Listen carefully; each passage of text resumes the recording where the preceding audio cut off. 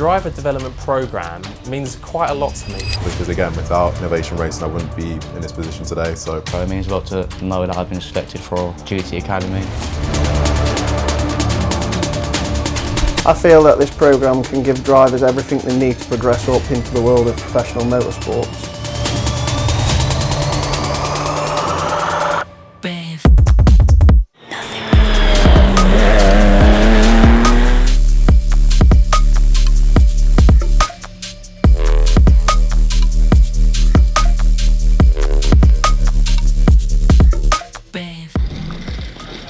Good morning.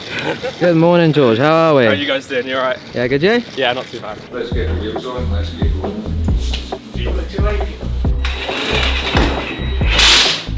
Mind just putting those on the side somewhere? Yeah.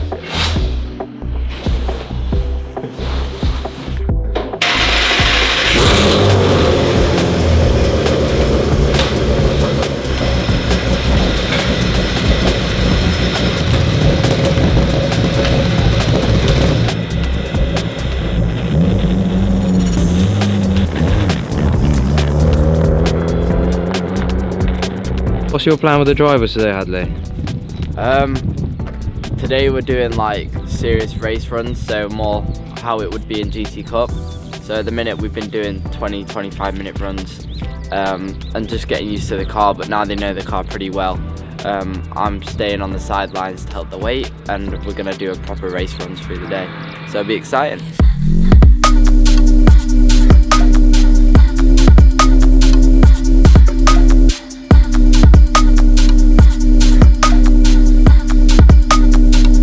What's your plan for the drivers today, Luke? Something completely different to normal, I suppose. Put them on a track and car they've never done before. So if any of them have prepped beforehand, they're fucked.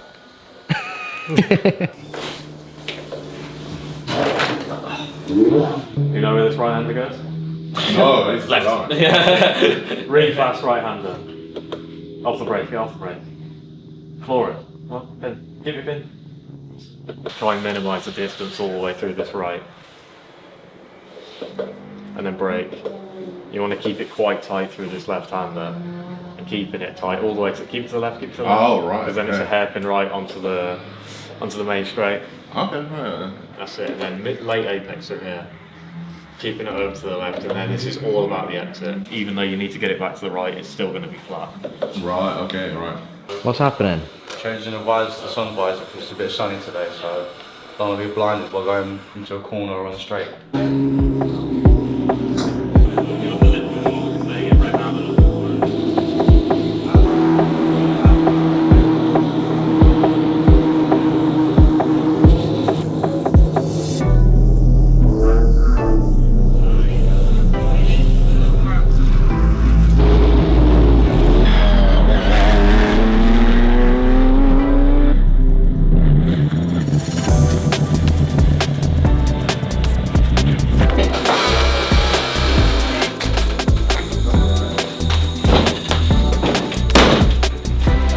It does feel a lot better with the fuel, less fuel, man. It feels more nippy. Well, it will do, but then it's going to... Okay. Say that. It's going to make it lighter. Helmet off, yeah. Yeah. Probably when you're once you've got them back onto the same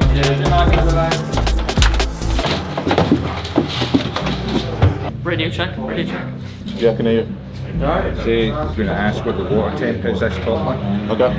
Alright? Alright, okay. At some point, but you just keep driving. Alright, sure. Cool. Thank you. Start it up.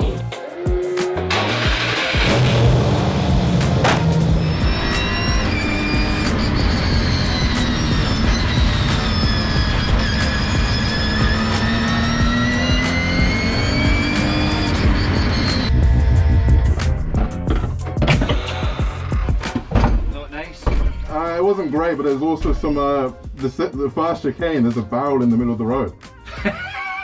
How much further across Kyle is, so that way he can already start opening up the corner. So you can see he starts bringing the steering lock off. Yeah. So he's like straight now. We've still got right hand lock on. Okay, alright. So I need to change the angle and entry So that's no problem. That's something I'm not losing time there. It's more. No. If anything, you're gaining a bit back probably. I think you can be flat by the time you're out here.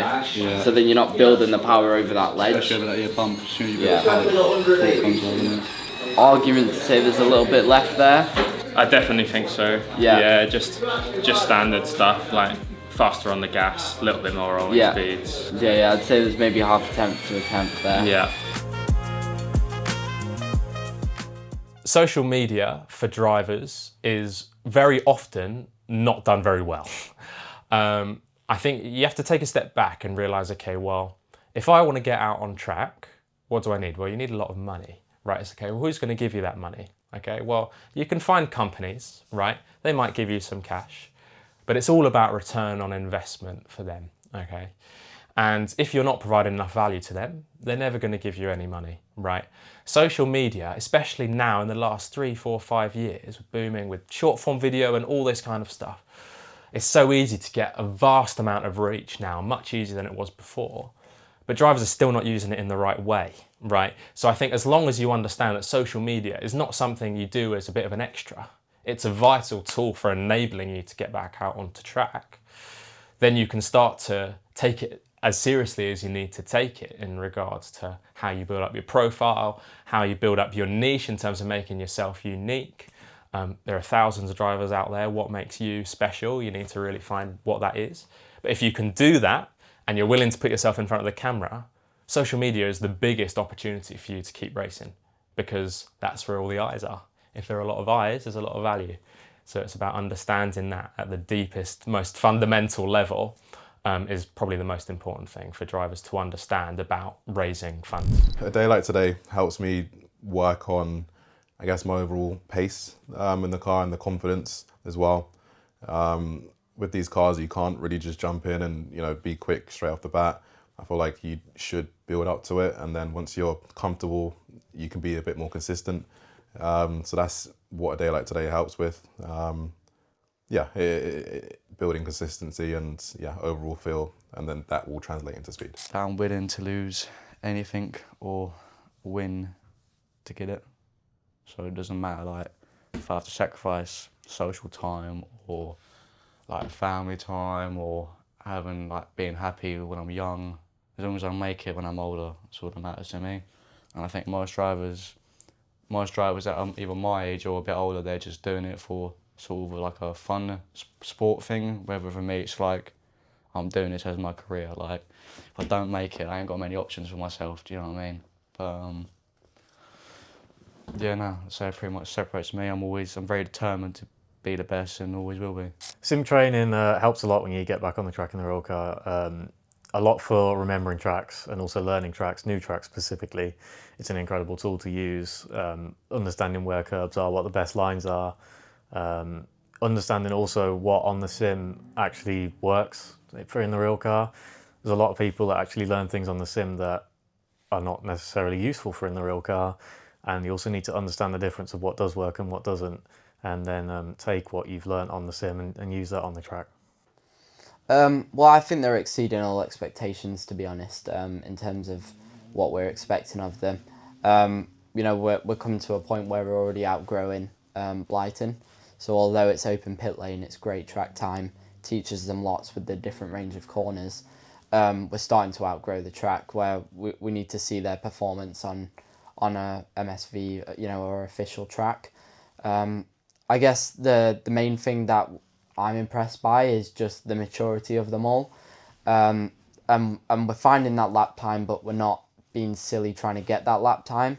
And what I mean by that is, we're not going, okay, we need to carry a bit more speed into the corner, so I'm going to brake 20 foot later into the corner, They're really building up to that and having a really mature approach to that. And, that's something that factory teams will look for and, manufacturers in terms of their longevity of their career. So, that the maturity on their heads is very impressive. We created a driver development program like this because I've been part of other development programs and scholarships where I didn't quite feel that the driver got everything that they needed out of that program. It was pay £500, turn up and just get like a few laps in a car and not get any sort of development towards your career and future in motorsport.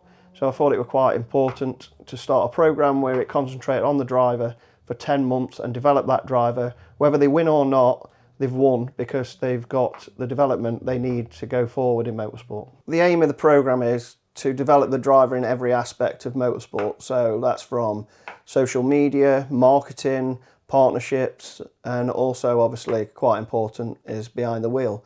But it needs to be a complete driver by the end of the programme. That's what we're trying to achieve.